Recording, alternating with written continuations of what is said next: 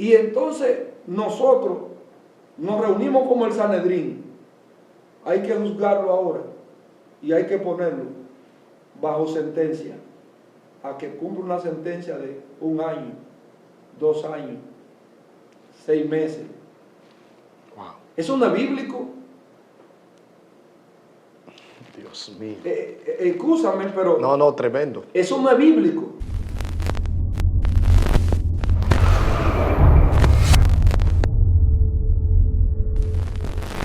Dios te bendiga, cielos abiertos sobre tu vida de una manera poderosa y especial. En este su segmento, Conociendo el Mundo Espiritual, en esta plataforma preferida, Excelencia Cristiana Televisión. Te habla tu amigo y hermano Dionis. Un honor de verdad poder conectar con ustedes en estos tiempos tan precarios, en estos tiempos tan difíciles, en estos tiempos donde a lo bueno se le llama malo y a lo malo se le llama bueno, donde se tolera lo que no se debe de tolerar en muchas iglesias, como el ministro y el pastor Juan Anselmo ha estado viniendo hablando, y lo que no se justifica lo están justificando. Y esto es una cosa tremenda. Hay un reperpero y este hombre ha venido a remover el avispero. Este hombre vino a sacar y a extirpar ese cáncer dentro de las iglesias, porque verdaderamente se necesita una educación espiritual, se necesita liberación, se necesita educar al pueblo de nuevo para que el pueblo vuelva a Dios. Entonces yo quiero que él se presente a la audiencia, porque hay mucha tela que cortar hoy y quiero redimir el tiempo por lo más posible. Dios te bendiga mucho, pastor.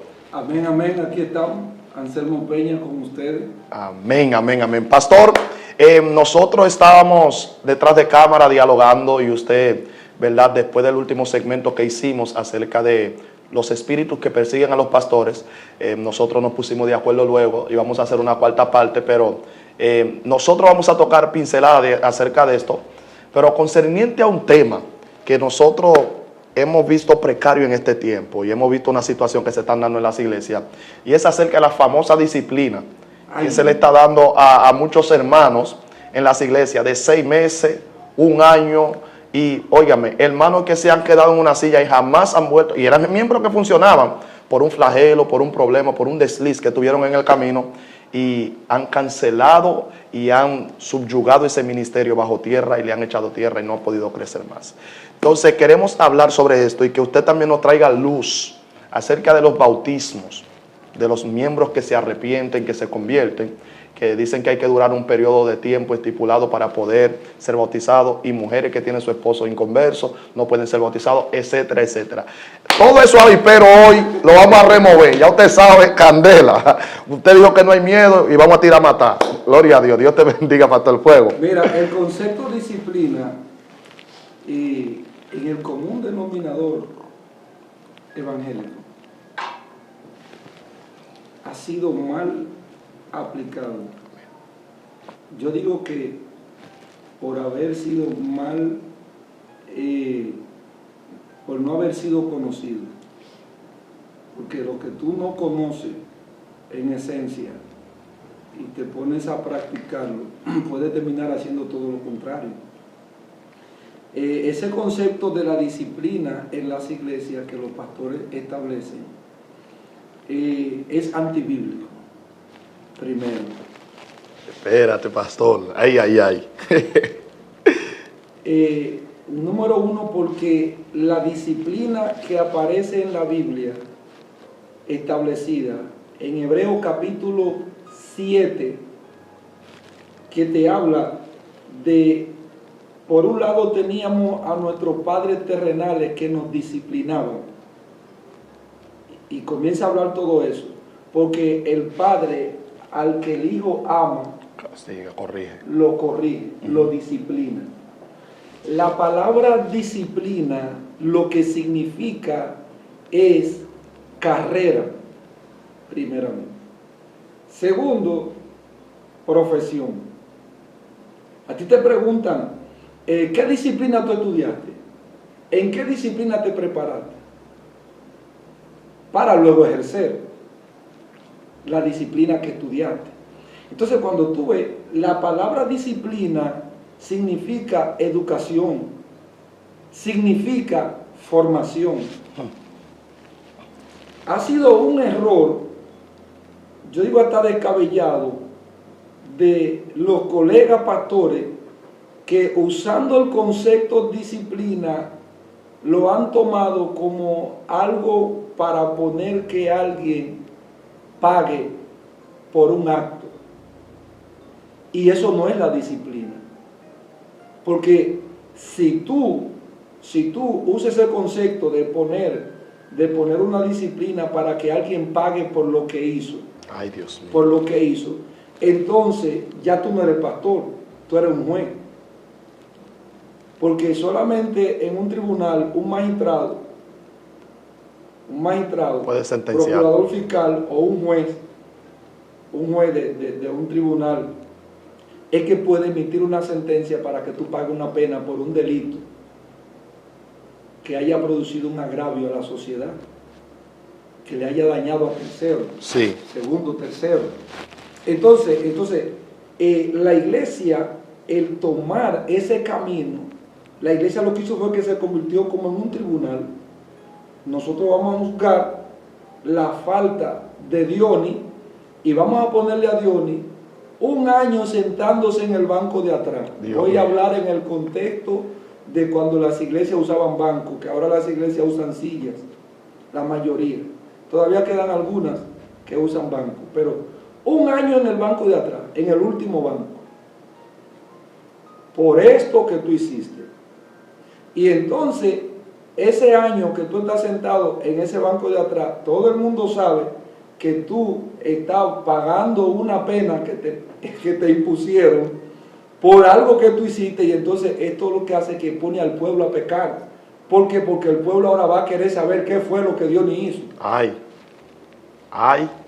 Cuando yo hablo de campo minado en las iglesias, es porque hay un sinnúmero de dogmatismo establecido que lejos de hacerle bien a la vida de los santos, lo que daña la vida de los santos. Dios y mío. Este es uno. O sea, este concepto de disciplina mal aplicado es un dogmatismo establecido, lo cual cuando yo como pastor pongo una disciplina, supuestamente que no lo es, porque esto es una sentencia para que tú cumpla una pena.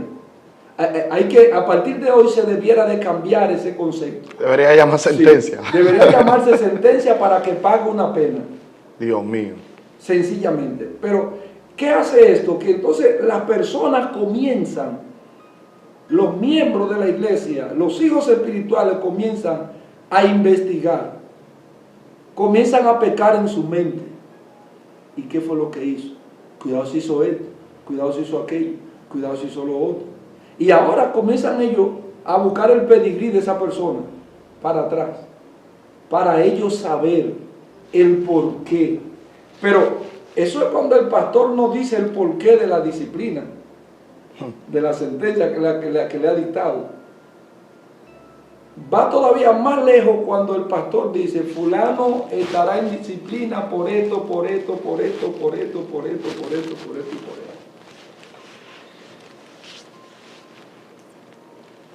Una sentencia pública diciendo los hechos, los actos que el creyente cometió. Una iglesia convertida en un tribunal en donde el juez es ese pastor que está ahí. Entonces, ¿qué sucede con esa persona que le pusieron esa disciplina? Esa persona no tiene acceso ni siquiera a acercarse al altar. Uno. Dos, esa persona ya todo el mundo comienza a separarse de él. Porque ya lo ven hasta con lepra. Es que, claro, ya es un leproso. Dios mío. Ya es un leproso en la iglesia. Es la ley que se está aplicando ahí. Es un leproso en la iglesia. Entonces, al nadie querer acercarse a él, esta persona va quedando en un vacío. Y la depresión llega. La coinonía, la confraternidad o el fraternalismo, llamado por Dios para que los santos practiquen, a esa persona, estando dentro, lo desvincula. Lo excluye. Por tanto, alimento espiritual que por medio de la fraternidad de los santos él podía recibir, ya está quitado. Y Él está ahora bajo el juicio mental de todas las personas que están ahí. Pero no solamente bajo el juicio mental de las personas que están ahí, sino también está bajo el asedio de la murmuración de todas las personas que están ahí. Dios mío. Uno queriendo saber, otro investigando, averiguando, en fin. Para cuando haya que arremachar el martillo en el clavo, recuérdate esto, recuérdate aquello, recuérdate lo otro.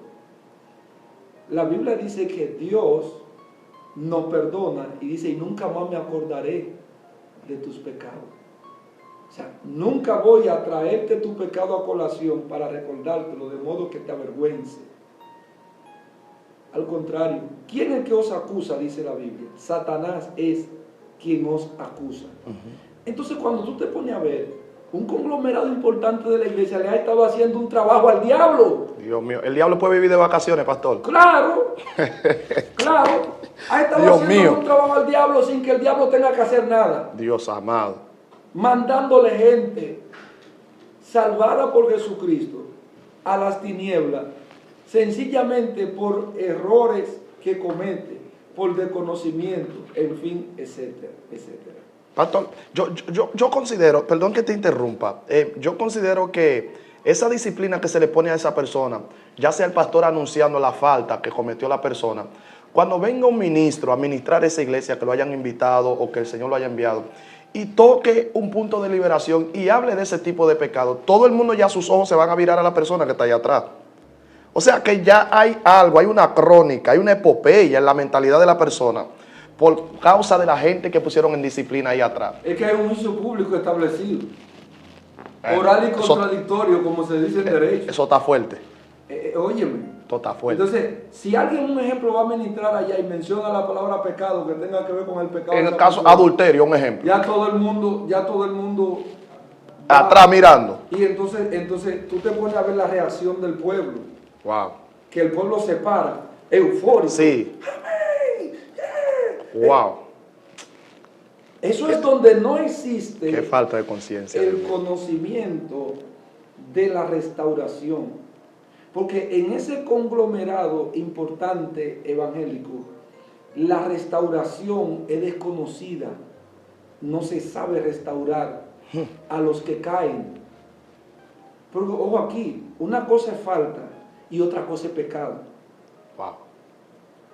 Entonces, en ese conglomerado de fe, muchos están sentenciando a los creyentes por pecado.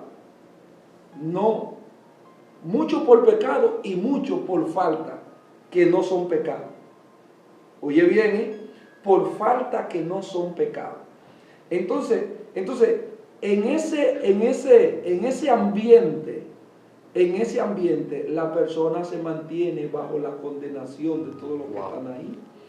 Pero Dios, tú pecas, cometiste un pecado delante de Dios, de quien tú debes de primero recibir la reprensión, no es de la iglesia. Es del Espíritu Santo. Si tú estás salvo y estás vivo espiritualmente, es del Espíritu Santo. Él es el guardián de todos nosotros. En tu conciencia, el Espíritu hablará. Ese nuevo hombre que hay dentro de ti se recogerá. El Espíritu se contritará dentro de ti y tú vas a saber que tú pecaste. Y entonces, esa convicción del Espíritu dentro de ti te va a llevar a tu Padre a clamar por perdón, a que Dios te perdone, a pedir clemencia. Y hasta que tú no sientes que el Padre te perdona, no se te quite ese juicio interno que el Espíritu Santo pone en ti para que tú no lo vuelvas a hacer. Esa culpabilidad. Entonces Dios te perdona, te quitó la culpa, y entonces nosotros nos reunimos como el Sanedrín.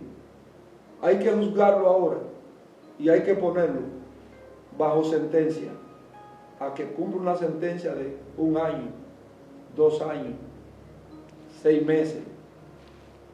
Eso no es bíblico. Dios mío. Excúsame, pero No, tremendo. eso no es bíblico. No hay asidero bíblico. Cuando tú te pones a buscar las normas disciplinarias bíblicas, se hizo una corrección en Corintios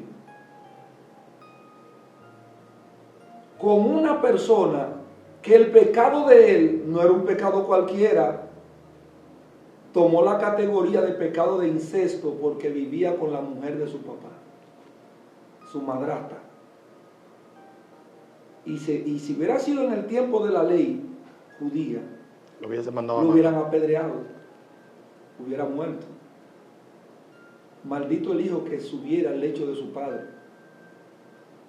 Eso lo dice el Levítico. Entonces, hubiera sido muerto. Pablo, como apóstol de esa iglesia, ¿qué es lo que hace? Manda una carta que el tal se lo entreguen a Satanás, a fin de que termine salvándose.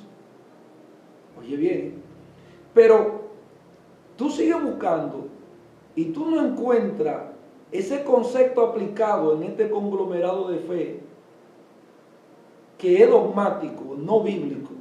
Tú no lo encuentras en la Biblia. Eso ha matado tanta gente en el Evangelio. Eso ha matado a tantos creyentes que muchos están descarriados y otros están muertos en las iglesias porque moralmente lo mataron. Wow. Pastor, una pregunta concerniente al mismo tema.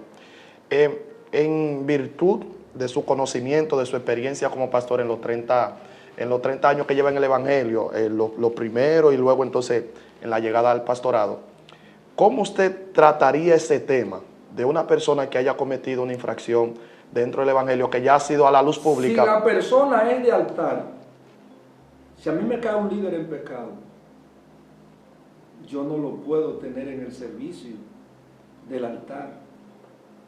¿Por qué?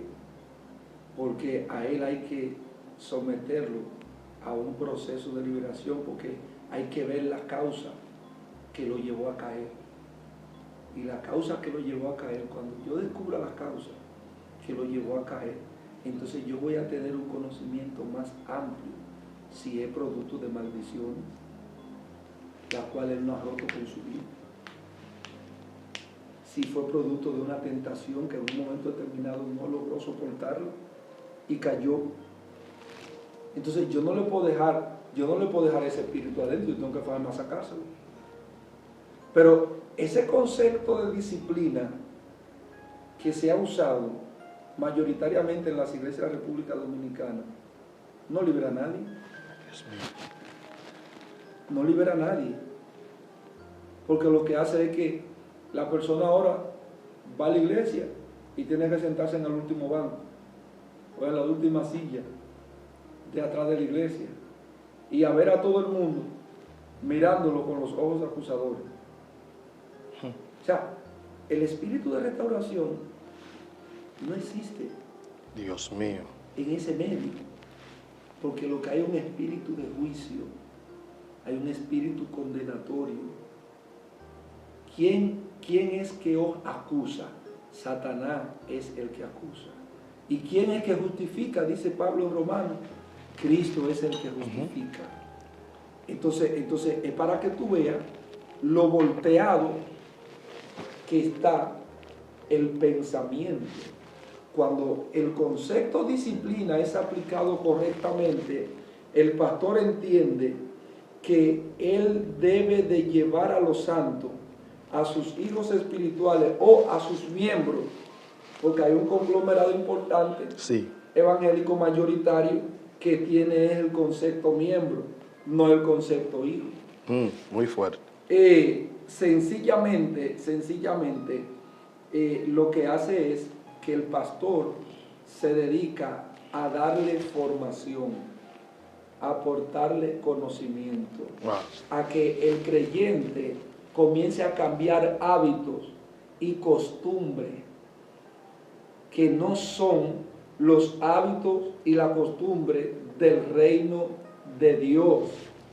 Por consiguiente, cuando el pastor se dedica a enseñarle, a formarlo, en que debe de cambiar los hábitos y costumbres que traen, que son nocivos al ejercicio de la fe, porque detrás de esos hábitos y costumbres se esconden espíritus para mantenerlos dominados, atados, encadenados. Entonces el creyente va abriendo los ojos, el creyente va comprendiendo y va conociendo, y se le va generando la necesidad de él entender que él debe de aceptar procesos importantes de liberación, un proceso importante de él asumir un cambio, un proceso de transformación, una metamorfosis, cambiando un hábito para crear otro hábito, cambiando una costumbre para crear una nueva costumbre. ¿Cuál es la nueva costumbre? ¿Cuál es el nuevo hábito? Los hábitos que te van a llevar a ti, a tu desarrollar tu vida en una relación de intimidad con tu Padre Celestial, los hábitos que te van a llevar a ti a desarrollar tu vida en el proceso de ascenso en la vida de fe evangélica. Entonces tú terminas viendo el concepto disciplina, la palabra disciplina, como la profesión del evangelio, el cual vino a tu vida para salvar a tu vida y dejarte a ti como una persona útil, capaz de tu poder trabajar la vida evangélica, bendiciendo la vida de mucha gente. Tremendo. Es decir, es todo un contexto muy diferente al concepto aplicado. Ese concepto dogmático, que es un concepto de juicio, un concepto condenatorio, un concepto de muerte, porque es que no restaura, no cambia a nadie, no cambia a nadie, absolutamente a nadie. Tanta gente que ha muerto espiritualmente, tanta gente que pudiendo haber estado en un constante desarrollo, por la falta de conocimiento y de manejo ministerial, porque esto tiene que ver con el manejo ministerial, sencillamente, mucha gente muerta, mucha gente descarriada, mucha gente herida, mucha gente enferma, porque el que cae lo que necesita una mano que lo ayude a levantar. No es una mano que haga un hoyo y te sepulte, que lo hunda. Y te sepulte. Entonces, cuando tú te pones a ver ese concepto dogmático aplicado, es más para sepultar que para restaurar. Es más para matar que para dar vida. Es más para enfermar que para sanar. Yo a la iglesia le enseño, nuestra casa tienen que entender que es una clínica, la clínica del alma, donde todo el que llega viene con enfermedades en el alma, que esta casa, por el llamado y la unción que Dios le ha dado, está capacitada para sanar. Entonces, hasta que el ministerio, esa parte importante del ministerio en la República Dominicana, no entienda estas cosas no van a poder salir al camino. Esa es una de las causas esenciales por el cual la mayoría de las iglesias que aplican este concepto dogmático no tienen desarrollo ni tienen crecimiento. Wow. Impresionante. Pastor, respecto a la misma disciplina, se ha dado un flagelo dentro de las iglesias, se ha dado un problema, y es concerniente a los miembros que son pareja, pero no tienen el privilegio de estar casados civilmente hablando. Entonces, una pareja que venga del mundo, ¿qué aconseja usted a la audiencia?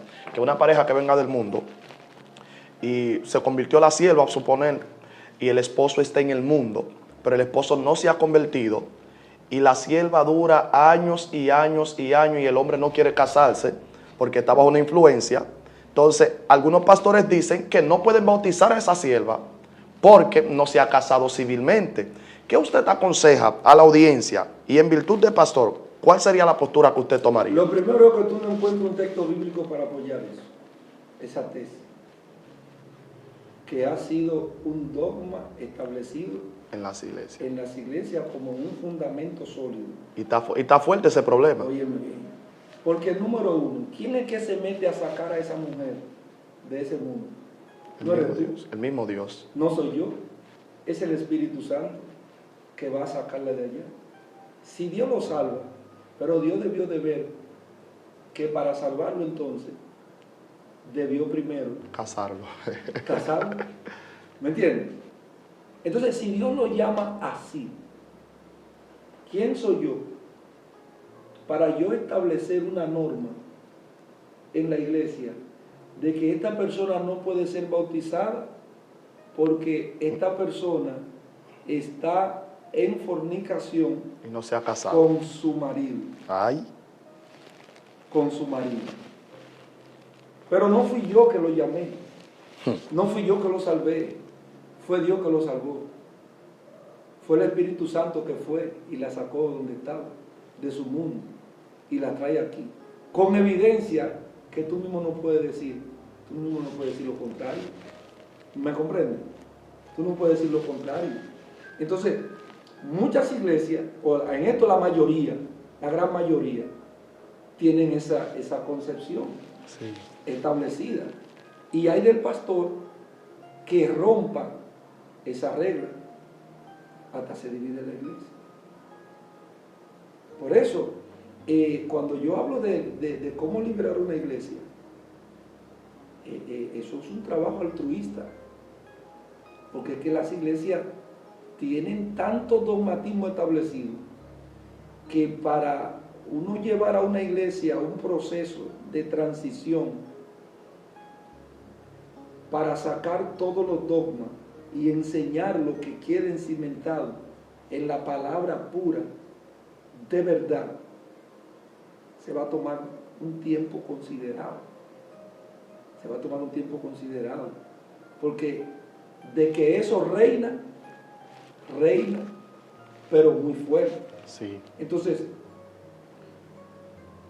yo como pastor, una de las críticas mayores que me hicieron al comienzo fue que yo agarré un grupo de creyentes, nuevos creyentes, que no tenían meses en el Evangelio. Teníamos bautismo y ellos querían bautizarse y yo los bauticé. ¿Y cómo este hombre está bautizando gente que estaban ayer en la calle bebiendo y haciendo y deshaciendo? La Biblia dice primeramente que el bautismo es una demanda de buena conciencia. Si tu conciencia te lo demandó, es producto de un cambio que está ocurriendo interiormente dentro de ti. No es una demanda mía de imponérsela al que Dios trajo ahí.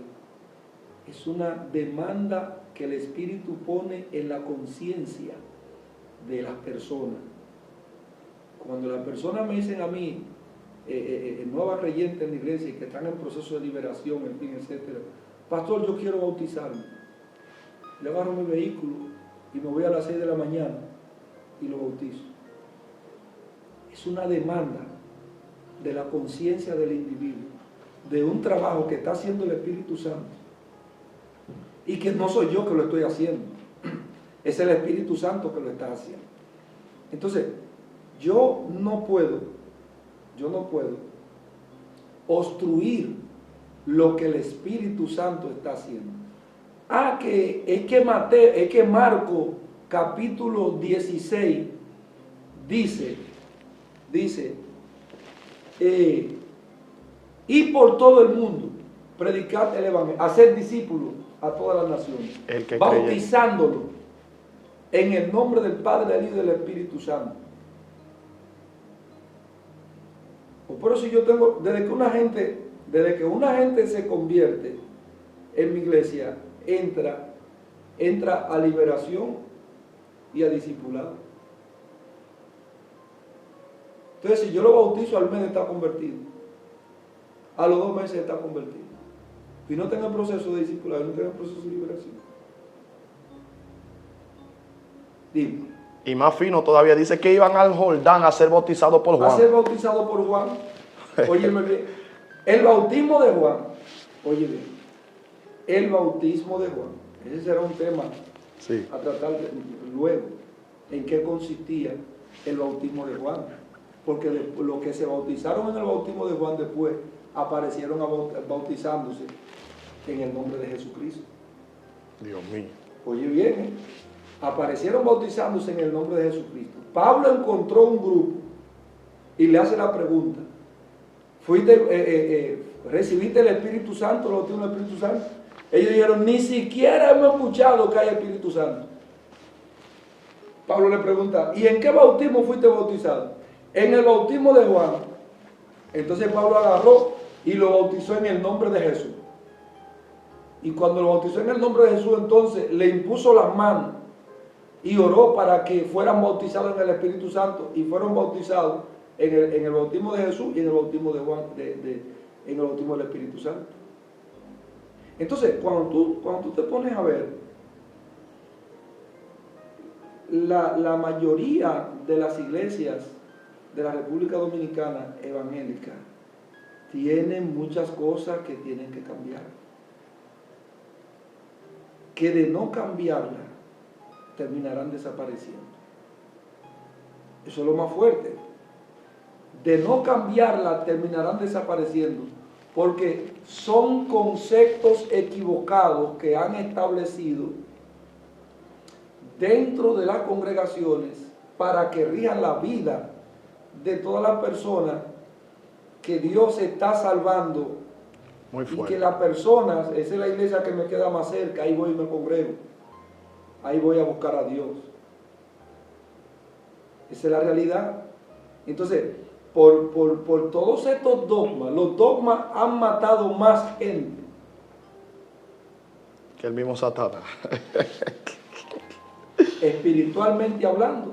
Los dogmas han matado más gente que el mismo diablo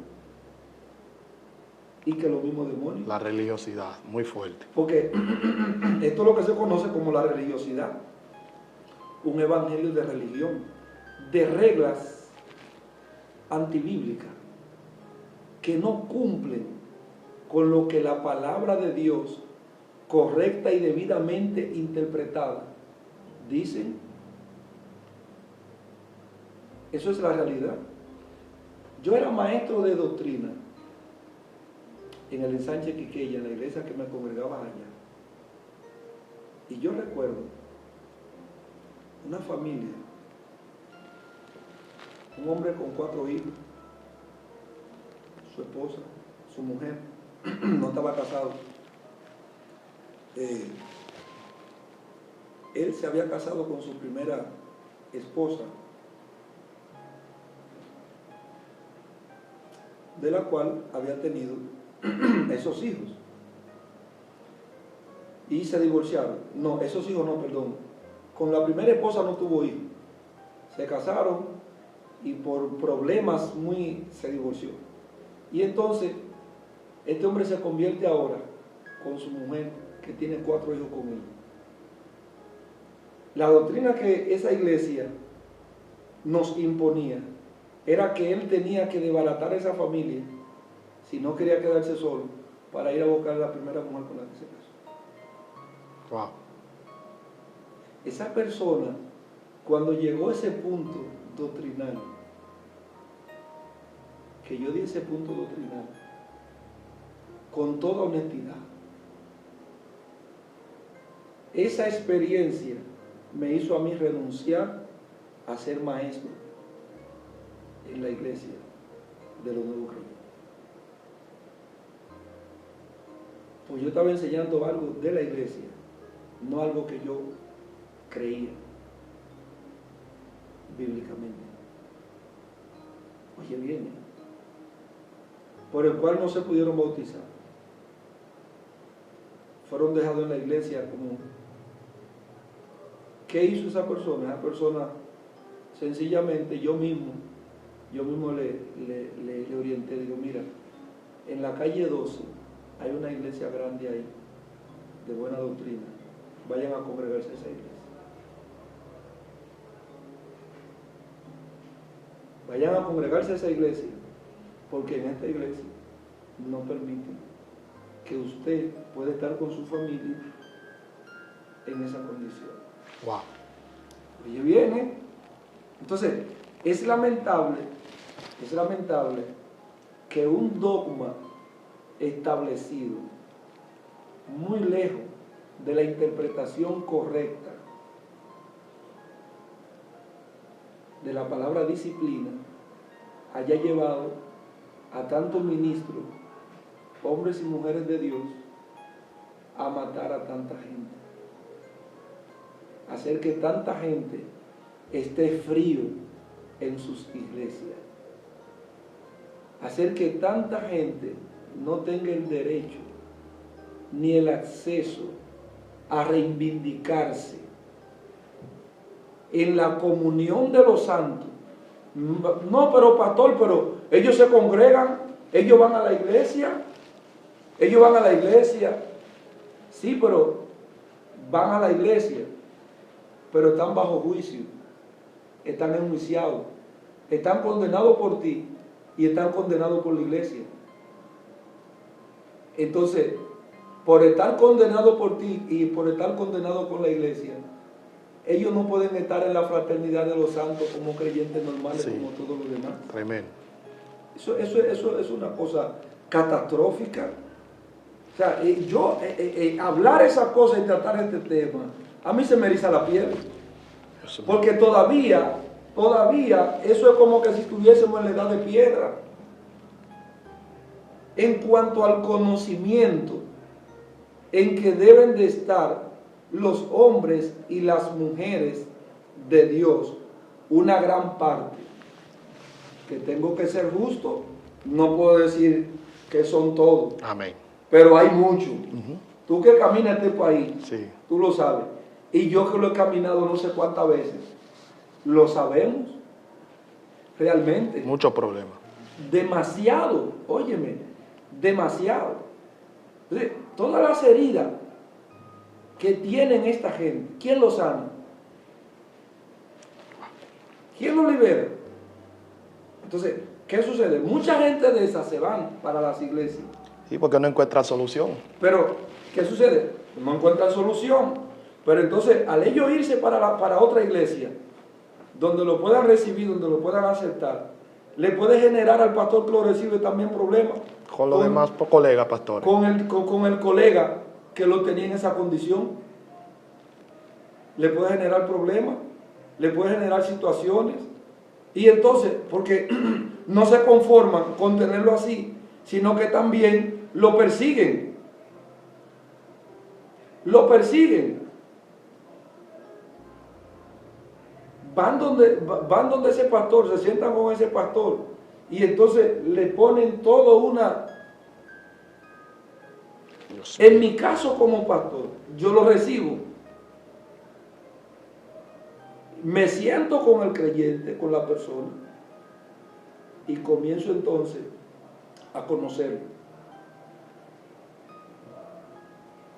Y le hago saber bien claro, si tú asumes mi cobertura pastoral, número uno, yo no soy pastor de personas que no quieran que yo me meta en la vida de ellos. Si tú no quieres que yo me meta en tu vida como pastor, entonces yo no puedo ser tu pastor. Yo soy claro. Porque tu vida tiene áreas que hay que trabajarla y quien tiene que trabajarla es el responsable de esta iglesia, es el responsable de esta casa. ¿Tú no crees? Sí, pastor. Entonces cuando se sientan conmigo a hablar, terminan confesándolo todo. Ya yo sé por dónde trabajarlo.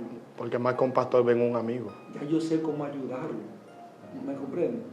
Ya yo sé cómo dirigirlo. Y encauzarlo y llevarlo a él o a ella a que puedan entrar en esa vida de libertad en la cual ellos no encuentren espiritualmente tropiezo para vivir una vida delante de Dios aceptable y delante de la iglesia también, en la comunión de la iglesia, pero también en el contexto social que se desenvuelve, que se desarrolla realmente. Pablo dijo sobre aquellas personas que vienen, que no están casados, si el marido consiente en vivir con ella, que no lo dejara.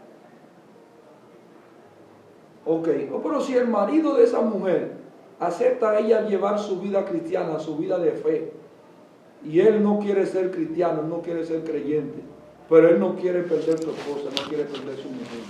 Hoy, ¿por qué entonces tienen la iglesia que alentar a que esta mujer deje este hombre, o a que este hombre deje esa mujer? Porque, ¿qué ocurre? Pablo revela un misterio y él dice, porque ese hombre que no se ha casado con esta mujer, ese hombre que no quiere ser cristiano, en el acto de la relación sexual se va santificando con ella. Sí. Porque ya ella es santa, porque número uno, Dios la separó a ella del mundo. Por Dios haberla llamado, ya ella entra al estado de santidad. Muy fuerte. Y en ese estado de santidad, él que vive con ella, él se va santificando también. Y sucede bien a ser que esos hombres o esas mujeres, viceversa, terminan aceptando a Jesucristo, terminan sirviendo a Dios en la iglesia.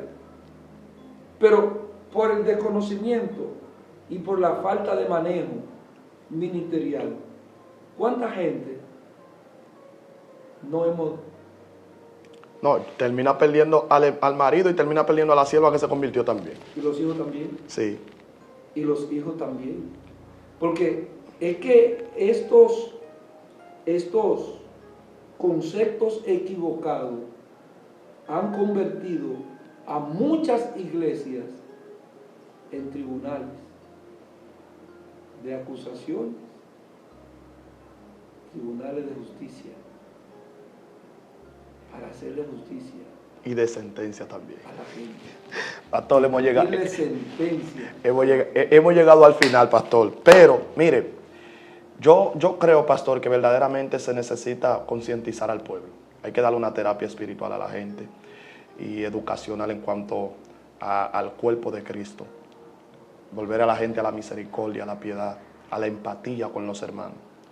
Y a los pastores a que verdaderamente se identifiquen más con los problemas y que nos enfoquemos más en la misericordia que en el dogmatismo y en la empatía entre los feligreses. Pastor, yo no sé, pero tenemos que cortar aquí. Quiero que hagas una oración breve por esta audiencia que ha recibido esta palabra. Padre, gracias. Oramos. Dios mío, por aleluya. este conglomerado importante de la fe. Gracias, Jesús. Señor, que necesita esta palabra. Señor, oramos a ti para que luz llegue a ellos. Revelación, entendimiento, iluminación y conocimiento. Gracias, Jesús. Porque por falta de conocimiento perece mi pueblo. Señor, para sanidad de tu pueblo. A que en tu misericordia, Señor amado, Aleluya. esto que pido a ti, tu espíritu lo produzca en la vida, Dios mío, de nuestros colegas, en la vida, Dios mío, de este conglomerado de fe. En el nombre de Jesucristo, Señor, para que esto los ayude a limpiar el campo que ellos mismos minaron en buenas intenciones, pero que se ha convertido, Dios mío, en un campo donde lejos de que la gente sea sana y que la gente sea libre, la gente sea más atada. En el nombre de Jesús de Nazaret, por tu misericordia, Señor, alumbra, trae la luz necesaria, la revelación, el entendimiento, el conocimiento, la iluminación a la mente. En el nombre de Jesucristo, tu palabra le sea revelada para que puedan entenderlo. Gracias, Señor, en el nombre de Jesús. Amén. Amén, aleluya. Terrible, tremendo lo que ha sucedido aquí en este día. Creo que alguien ha sido nutrido, alguien ha sido cimentado, edificado en la verdad y en la revelación del Espíritu Santo. Estuvo contigo tu amigo y tu hermano Dionis Luis y nuestro hermano el pastor Anselmo Peña. Amén. Puede dar Juan Peña. Puede dar las redes, pastor, para que te puedan buscar. Nos pueden buscar en Facebook como Carefa. Amén. También el Facebook personal, Anselmo Peña, Benz, ahí nos pueden encontrar. YouTube, un canal en construcción que se llama Carefa.